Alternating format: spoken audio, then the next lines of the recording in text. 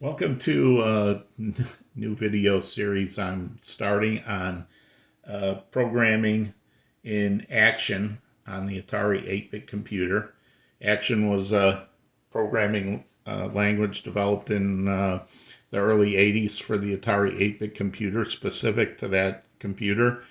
It's a high-level programming, structured programming language, but it also gives you a lot of low-level access at machine language speed. So it's a perfect hybrid for developing on or writing software on the Atari because of the capability of doing high-level programming, but getting to do cool Atari tricks. Why a series on action programming? Because right now there are no other videos out there for action. And even though the language is over 35 years old and the computer over 40 years old, I know there's still hobbyists out there like me who are doing retro computing. So I figured maybe there'll be a few people who would like to see this series.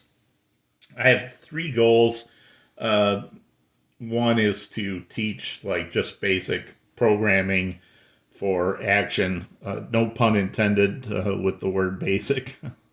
I also want to take a deeper dive into some of the cool stuff that the Atari can do easily from action.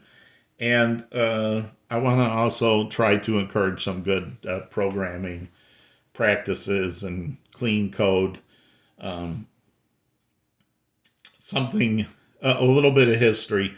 I got my first Atari 800 in the early 80s and learned how to program in basic machine language action, logo, Atari logo. And after several years of programming for my friends for free, I went back to college in the mid 80s at the age of 32 and got a degree in computer science. For the last 30 years, I've been a professional software developer, programming in C, C++, and most recently Java. So the things I learned on the Atari and the things I learned with Action are things that actually put me where I am today in my professional world. So this is also series is also kind of a thank you to my Atari. I didn't forget my my roots. So if you want to follow along, well, let me first talk about my development environment that I'm using. I am using a stock Atari 800, no modifications or anything, um, with a FujiNet.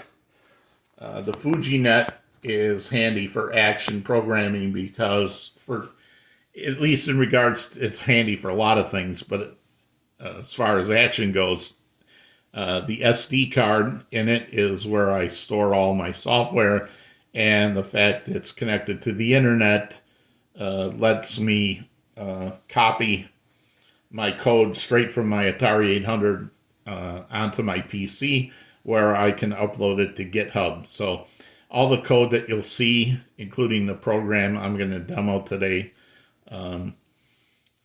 is going to be on GitHub. So I'll post a link in the description where my GitHub is, where you can pull this code. So what will you need to program in Action? Obviously, you need the Action cartridge or um, a image of an Action cartridge. I don't actually have the Action cartridge. I have Ultimate Cart from the Brewing Academy, where I have Action and assembler editor and a lot of other languages on it. And so you'll need the language. You will need some reference materials. These, if you can't get the actual physical copies, you can download them off the internet. You'll need the Action reference manual. So I don't have a physical copy, but I do have it downloaded. You should also get a copy of this. I actually have a physical copy of Mapping the Atari, but you should download this if you don't have it. We'll be referring to it a lot. This book is not required, but it's good to have because I will refer to this sometimes as well. Your Atari computer, you can download this. It's also, I see it on eBay all the time for like $10 because they printed so many of them. It's a great book. Unlike Atari Basic or Assembly Language or even Atari Logo, there's no books out there for Action. You can find books for Basic, Atari Basic. You can find books for Programming Assembly Language on the 6502. And you can find even books on programming an Atari Logo. But there are no Action books out there. I would say that it wouldn't hurt to get a book on assembly language programming. At least, very least, make sure you know decimal and hexadecimal. When you're programming in Action, you'll use hexadecimal a lot. So right now I'm in the standard Action editor that boots up, cursor blinking there in column 2. There are a couple things that I always do right away, and we're in the editor right now, so it's just the editor that doesn't care what you type in it, doesn't do any syntax checking like the Mac 65 or the basic cartridge. It won't do any syntax checking in the editor. It just lets you type whatever you want to type. But number one thing I do, put lowercase on. The other part of Action, we'll take a quick tour here. This is the editor. If you hit Control-Shift-N, that puts you into the monitor. I usually go here first and set my options with the letter 0 or with the letter O. So there are some options here, but the only two I really care about are line length. I put this at 80 columns, so if I print to my printer, it will come out to the right size. And then I also change the margin to 0. And then I don't care about the rest of the options.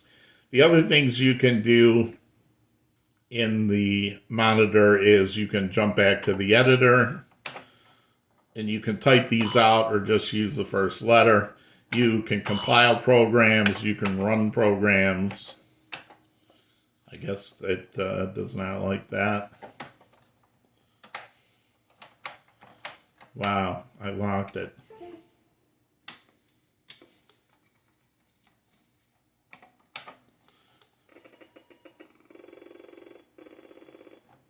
That was embarrassing. But this shows you on my SD card on the FujiNet, I'm running SpartaDOS 1.1 because I'm on the 800. And I have basically a hard drive set up on disk 2, which will hold all the as much as I'll ever write. This is all my Action source code. I believe all of this is up on GitHub right now. Go to the cartridge, press the lowercase key, jump to the monitor options.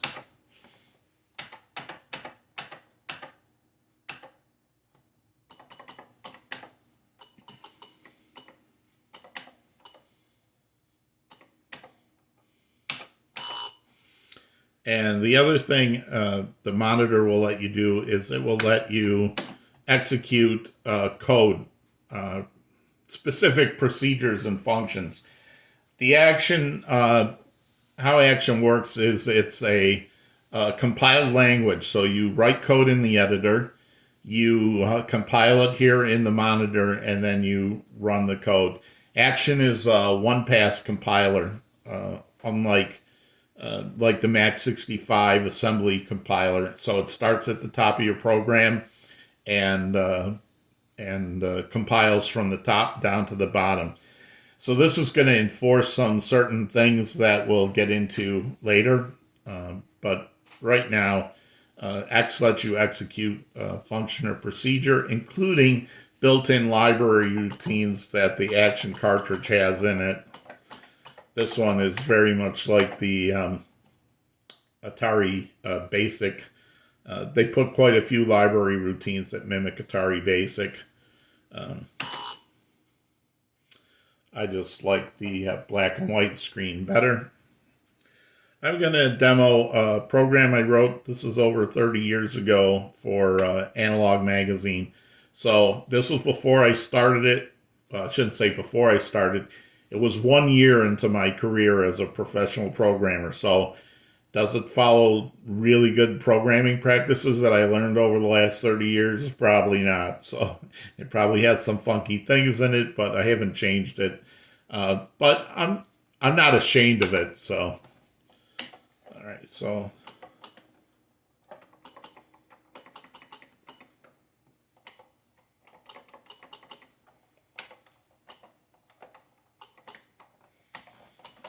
my typing now, that's what I'm ashamed of.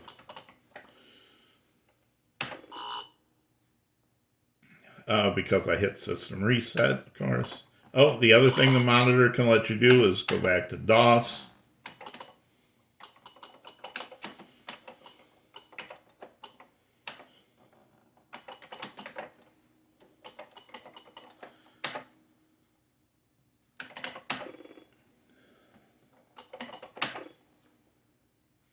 Oh, all right.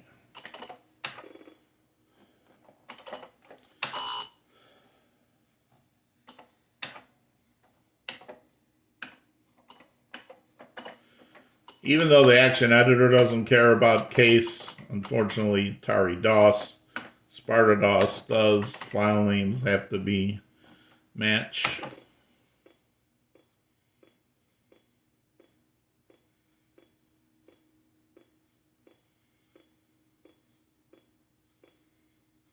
So in the editor, let me go back here for a second.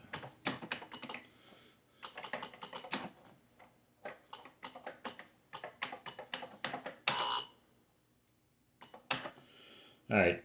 In the editor, you can see source code now has been loaded. We'll discuss what all this stuff does at some future point, but the editor, you can use control up and down arrow to move. If you have shift control arrow, you can jump pages at a time. Shift control H will take you home. Shift control E will take you to the end.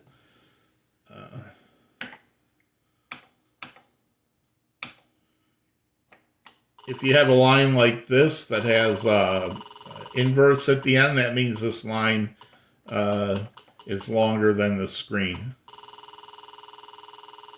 And you can scroll on that particular line. You can also use Control Shift greater than to jump to the end of the line, Control Shift less than to jump to the back to the front of the line. You can also use the Control Shift brackets next to the M key to scroll the whole screen.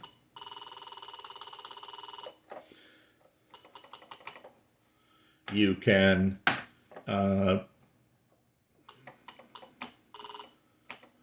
do a split screen, so you can read something else in there and then jump to other parts of the screen. The size of those two windows is controlled in the option menu in the monitor. All right, so let's compile that.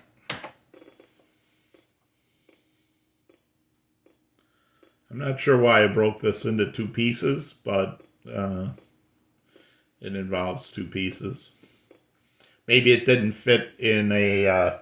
I I can't remember if I did this or Analog Magazine did this to split it in two so it would fit on a 16K or 24K machine.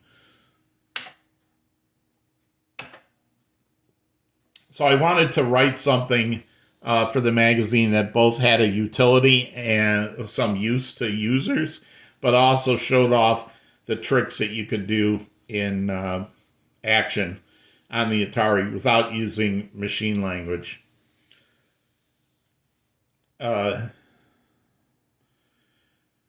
This actually, no, I'll talk about that later.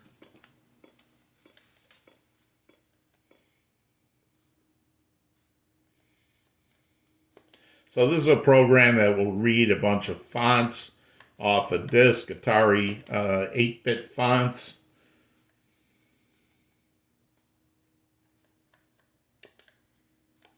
You can use the joystick, you can use the control key.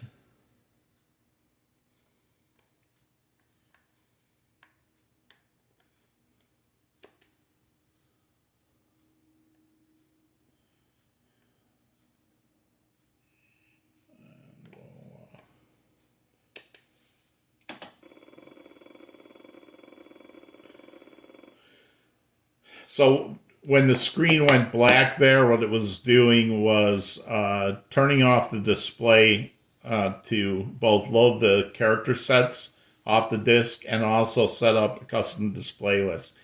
So my goal in this series is to maybe look at pieces of this program and pull it apart to show how to do various things in action on the Atari. So, for instance, it uses a joystick.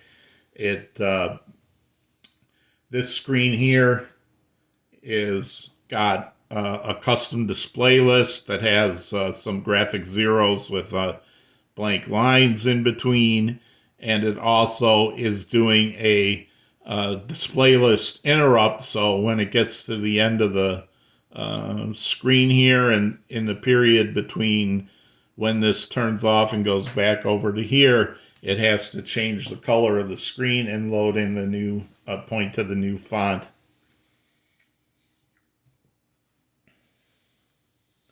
So this shows a lot of tricks. It shows custom display lists. It shows redefined character sets. It shows display list interrupts. About the only thing it doesn't show is player missile graphics and scrolling.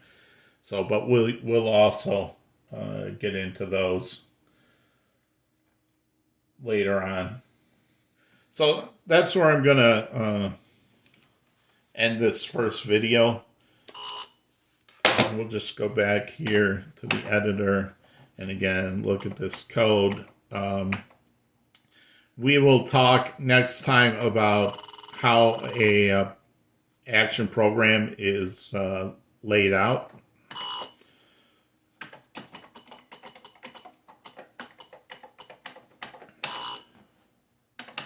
We'll talk about how an action program is laid out, variables, and some good programming practices, how the compiler works, and define some things. If you want to get started just playing around, you can always download some of this code from GitHub, or you can do the famous, by the way, Shift Clear does not just clear the screen in the action editor. Shift Clear will delete the whole buffer. But you can write this famous code on your own.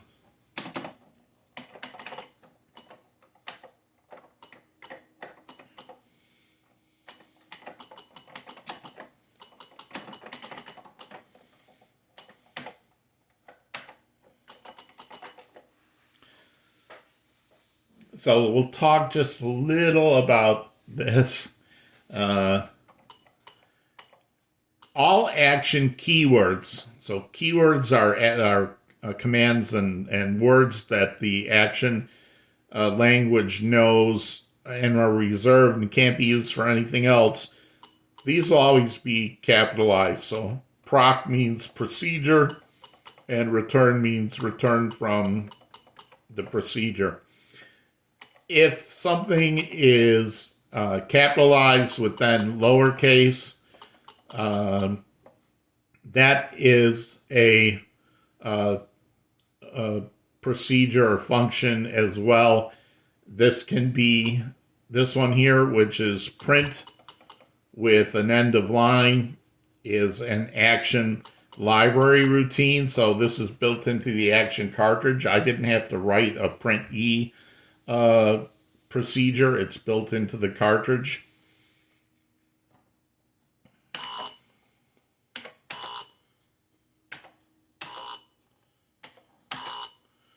So that's your hello world.